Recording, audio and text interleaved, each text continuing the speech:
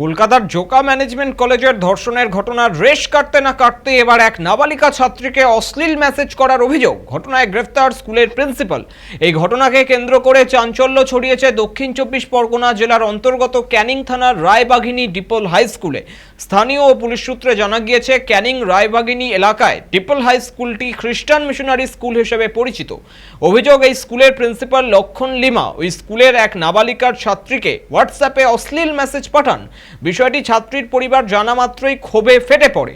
পরবর্তীতে ওই ছাত্রীর বাবা মা স্কুলে গিয়ে প্রতিবাদ জানান। খবর পেয়ে স্কুলে ছুটে যায় ক্যানিং থানার পুলিশ। এরপরই স্কুল থেকে প্রিন্সিপালকে আটক করে নিয়ে যায় পুলিশ। নির্যাতিতা ছাত্রীর অভিভাবক জানিয়েছেন, গত 1 বছর ধরে তাদের মেয়েকে যৌন হেনস্থা করে যাচ্ছিলেন প্রিন্সিপাল, কিন্তু বোর্ডের পরীক্ষা থাকার কারণে তারা অভিযোগ করতে পারেননি।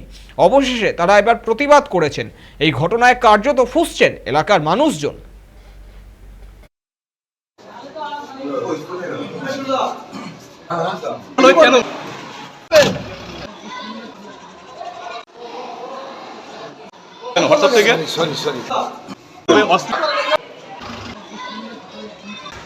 প্রিন্সিপাল গত 1 বছর ধরে আমার মেয়েকে সেক্সুয়ালি অ্যাসল্ট করে যাচ্ছে।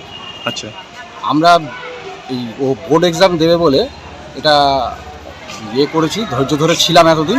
আচ্ছা, ওর সব রকম কাগজপত্র আমরা পেয়ে গেছি, গিয়ে এবার আমরা স্টেপটা নেওয়া শুরু করেছি। উনি যে সব অশ্লীল মেসেজ পাঠিয়েছে তার ডিটেলস সব কিছু আমাদের কাছে আছে, কিন্তু বর্তমানে উনি এখন এগুলো ডিনাই করছে। আমরা কিন্তু সেটা মানব না।